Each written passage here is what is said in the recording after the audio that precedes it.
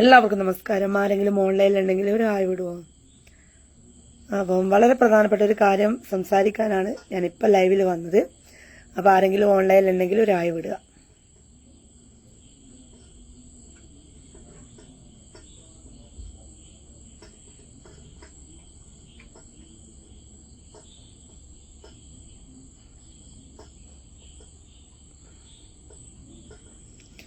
ഒരാൾ കണ്ടു, 1-2 ആൾക്കാർ കണ്ടിട്ടുണ്ട്. അപ്പോൾ സ്ഥിരമായി ലൈവിൽ വരുന്ന ആൾക്കാർ തന്നെയാണ് ഇത് നോക്കുന്നത്. അപ്പോൾ ഞാൻ പറയാൻ ഉദ്ദേശിച്ച കാര്യം നമ്മുടെ അർജുനെ പറ്റിയിട്ടാണ്. അതായത് ഞങ്ങളെയും നിങ്ങളെയും ഒക്കെ അർജുൻ അല്ലേ. അപ്പം മാധ്യമത്തിന്റെ കാര്യങ്ങളാണ് ഞാൻ നിങ്ങളോട് ഇപ്പം പറയുന്നത്. അതായത് നല്ല അസൽ മാധ്യമ പ്രവർത്തനം തന്നെ നമുക്ക് പറയാം അല്ലേ. എന്തുവാ ഇവിടെ നടക്കുന്നത്? അതായത് ഒരു മകൻ അല്ലെങ്കിൽ ഒരു ഭർത്താവ് അല്ലെങ്കിൽ ഒരു സഹോദരൻ, അച്ഛൻ എല്ലാമാണ് അർജുൻ. എന്നിട്ടും അവൻ മിസ്സിംഗ് ആണ്. എങ്ങനെയാണ് മിസ്സായത്? അത് നമുക്ക് എല്ലാവർക്കും അറിയുന്ന ഒരു കാര്യം തന്നെയാണ്. എന്നിട്ട് അവരെ വീട്ടിൽ പോയിട്ട് മകനോട് ചോദിക്കാന്ന്, അപ്പം തിരിച്ചു വരുവോ, അച്ഛൻ തിരിച്ചു വരുവോ? അത് എന്ത് തോന്നിയാസത്തരാടോ, എന്ത് ചെറ്റത്തരാടോ നിങ്ങളെപ്പോലെയുള്ള ആൾക്കാർ ചെയ്യുന്നത്? ഈ മാമാ ചാനലിലെ ആൾക്കാരോടാണ് എനിക്ക് ചോദിക്കാനുള്ളത്. അതായത് നമ്മളെപ്പോലെ എത്രയോ ദിവസങ്ങളായിട്ടും ആ വീട്ടുകാർ ഒരു നോക്ക് കാണേണ്ടിയിട്ട്, അർജുനെ കാണേണ്ടിയിട്ട് വേണ്ടിയിട്ടാണ് അവരവിടെ നിൽക്കുന്നത് തന്നെ അല്ലെ. ആ വീട്ടിൽ പോയിട്ട് മാധ്യമങ്ങൾ അതായത് റീച്ചിന് വേണ്ടിയിട്ട് പോയിട്ട് ചോദിക്കാന്ന്, കുട്ടിയോടൊക്കെ ചോദിക്കാന്ന്, കുട്ടിയുടെ അച്ഛൻ വരുവോ, എപ്പോഴാണ് വരിക എന്നൊക്കെ ചോദിക്കുന്ന ആ ഡാഷിന്റെ മോളയില്ലേ. എന്താ ഞാൻ പറയേണ്ടത് നിങ്ങളോട്? നിങ്ങളത് കണ്ടിട്ടുണ്ടാവുമല്ലോ, എല്ലാവരും അത് ട്രോളുന്നുണ്ട്. ആ അമ്മ 2-3 ദിവസം മുന്നേ പറഞ്ഞു ജീവനോടെ കിട്ടുമെന്നൊരു പ്രതീക്ഷ അല്ലെ.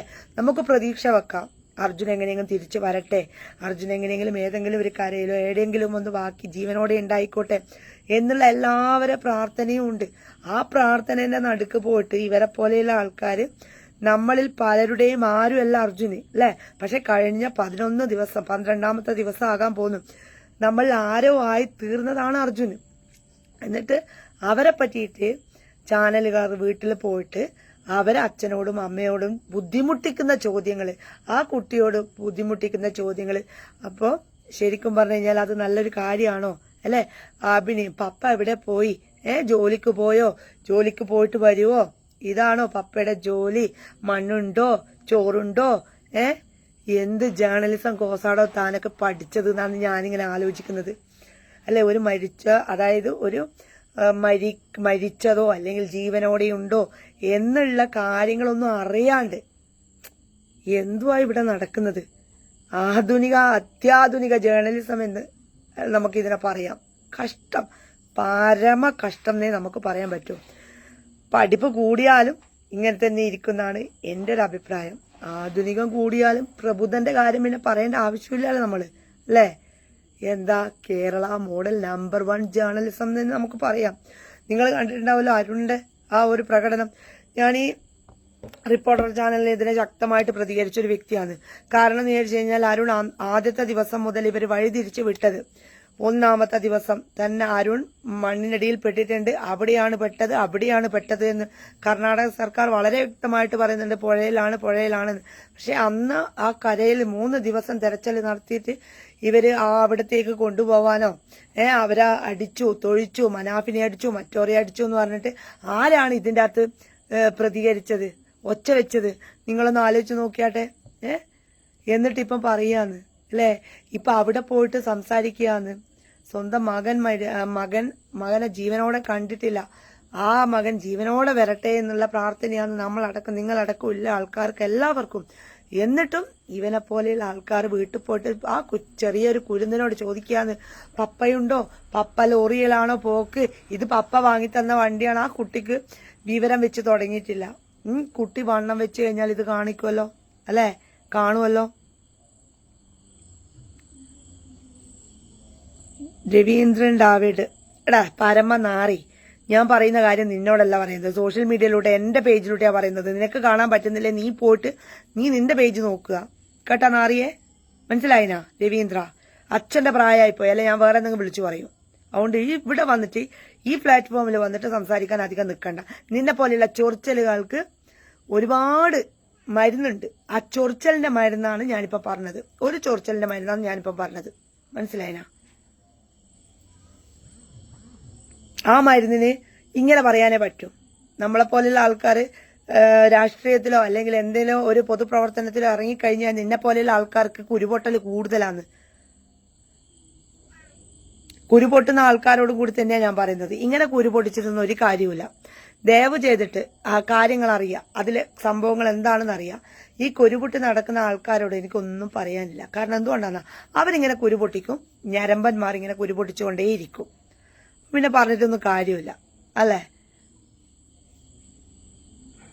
ഇതൊക്കെ എവിടുന്ന് വന്നു എന്നാ ഞാനിങ്ങനെ ആലോചിക്കുന്നത്.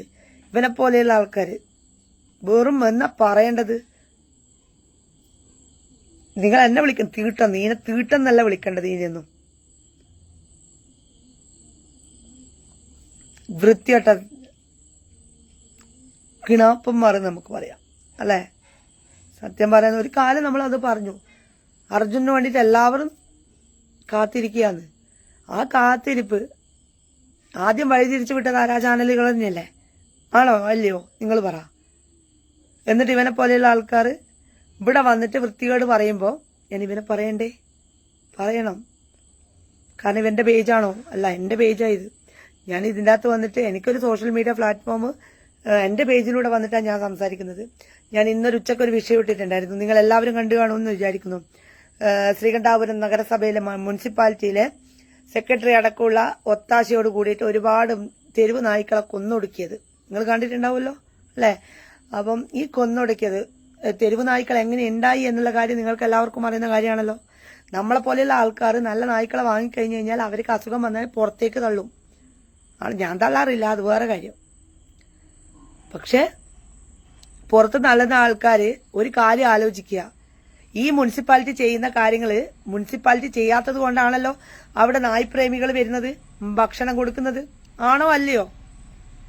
ഈ മുനിസിപ്പാലിറ്റി ഒരു ഷെൽട്ടറോ അല്ലെങ്കിൽ എന്തെങ്കിലും ഒരു കാര്യങ്ങൾ അവിടെ നായ്ക്കൾക്ക് വേണ്ടിയിട്ട് ചെയ്തു കൊടുത്തിട്ടുണ്ടെങ്കിൽ നമ്മളെ പോലെയുള്ള ആൾക്കാർ നായ്ക്കൾക്ക് ഫുഡ് കൊടുക്കേണ്ട ആവശ്യമില്ല. അത് മുനിസിപ്പാലിറ്റിയാണ് കൊടുക്കേണ്ടത്.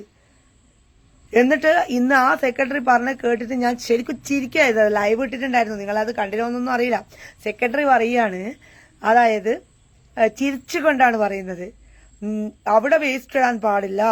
അതായത് ചിക്കന്റെ കാലൊക്കെ ഇല്ലേ, നമ്മള് ചിക്കൻ ഭക്ഷണം കഴിച്ചു കഴിഞ്ഞാൽ കിട്ടുന്ന ബാക്കി വേസ്റ്റുകള് നായി തിന്നാൻ പാടില്ല പോലും.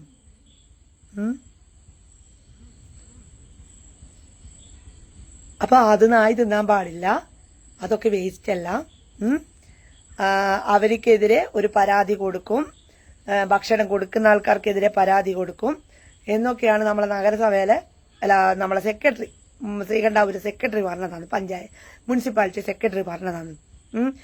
അവരാണ് ഇത് ചെയ്തു കൊടുക്കേണ്ടത്. മുനിസിപ്പാലിറ്റി ചെയ്യേണ്ട കാര്യങ്ങളാണ്. മുനിസിപ്പാലിറ്റി ആണ് ഇതെല്ലാം ചെയ്തു കൊടുക്കേണ്ടത്. ഒരു ഷെൽട്ടർ ഉണ്ടാക്കി കൊടുക്കാനും അതുപോലെ തന്നെ ഭക്ഷണം കൊടുക്കാനും എല്ലാം ചെയ്തു കൊടുക്കേണ്ടത് മുനിസിപ്പാലിറ്റിയാണ്. ഈ മുനിസിപ്പാലിറ്റി ചെയ്തു കൊടുക്കാത്തത് കൊണ്ടാണ് അവിടെയുള്ള ആൾക്കാർ നായ്ക്കൾക്ക് ഫുഡ് കൊടുക്കുന്നത്. എന്തുകൊണ്ടാണ് നായ്ക്കൾ കടിക്കുന്നത്? ഭക്ഷണം കിട്ടിയിട്ടില്ലെങ്കിൽ അവരും ഒരു ജീവിയല്ലേ.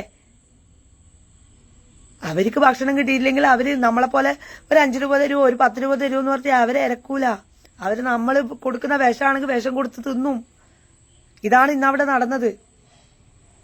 എത്രയോ നായ്ക്കൾ അവർ കൊന്നിട്ടുണ്ട്. എന്നിട്ട് അത് ചോദ്യം ചെയ്യാൻ പോയ നമ്മളോട് പരിഹാസം. അപ്പൊ ഇവിടെ ഈ നാട്ടിൽ തെരുവ് നായ്ക്കൾക്ക് ശബ്ദിക്കാൻ പാടില്ല പോലും. തെരുവ് നായ്ക്കൾ ശ്രീകണ്ഠാപുരം പരിധിയില് തെരുവ് നായ്ക്കളേ ഇല്ല പോലും. അതൊക്കെ വേറെ സ്ഥലത്തു നിന്ന് വന്ന നായ്ക്കളാണ് എന്നാണ് പറയുന്നത്. ഇവനെ പോലെയുള്ള ആൾക്കാരൊക്കെ എന്താ ചെയ്യാ? രമേശ് ബാബു, ഇത് കേൾക്കുന്നവർ ഊളകളാണെങ്കിൽ നീ വലിയൊരു ഊളയല്ലടാ. നീ അതിൽ നമ്പർ 1 ഊളയല്ലേ, മര ഊളയല്ലേ നീ. പിന്നെ നീ എന്തിനാ വർത്തമാനം പറയുന്നത്? നീ എഴുതി കാണിക്കുന്ന നീയേ ഊള, പിന്നെ മറ്റുള്ള ആൾക്കാരോട് പറയണം.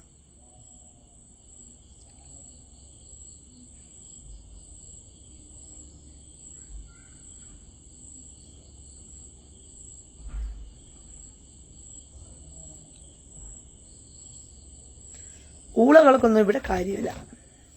നമ്മൾക്കൊന്നും ചെയ്യാൻ പറ്റൂല. രാജു, രാജേഷ്, അമ്മാവ, ഒന്നും ചെയ്യാൻ പറ്റൂല. ചെയ്യാൻ പറ്റൂല.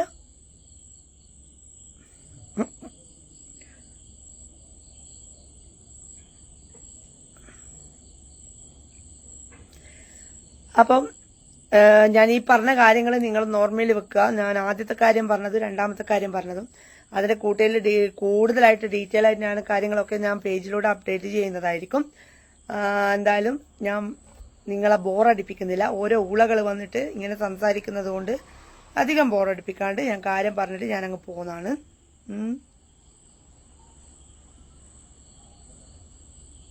ജലദോഷമൊന്നുമില്ല സുഹൃത്തെ.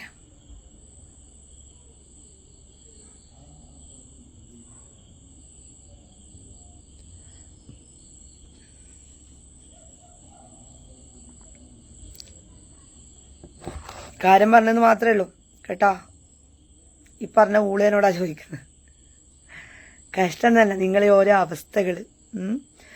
ലേഡീസിനോട് പെരുമാറേണ്ടത് എങ്ങനെയാന്ന് ഞാൻ പഠിപ്പിച്ചു തരേണ്ട ആവശ്യമൊന്നുമില്ല. അത് നിങ്ങളെ വീട്ടിൽ നിന്ന് കിട്ടുന്ന റെസ്പെക്റ്റാണ്. നിങ്ങളെ വീട്ടിൽ നിന്ന് നിങ്ങളെ അമ്മയും പെങ്ങളും തരുന്ന റെസ്പെക്റ്റാണ് മറ്റുള്ള ആൾക്കാരോട് ഇങ്ങനെ കാണിക്കണം എന്നുള്ളത്. സ്വന്തം അമ്മേനോടും പെങ്ങളോട് ഇങ്ങനെ കാണിക്കുമ്പോൾ മറ്റുള്ള ലേഡീസിനോട് ഇങ്ങനെ കാണിക്കണം എന്ന് തോന്നും. അത് സ്വാഭാവികം. അത് നമ്മൾ പറഞ്ഞൊന്നും കാര്യമില്ല. ഞാൻ പറഞ്ഞതിനെ കൊണ്ട് തീരുമില്ല. അപ്പോൾ ഇങ്ങനെ പറയുന്ന ആൾക്കാരോട് മറുപടി പറയാൻ വേറെ ഒന്നുമില്ല മറുപടി. അപ്പോൾ ശരി, എന്നാലും ഇപ്രാവശ്യം എല്ലാവർക്കും നമസ്കാരം. Good night.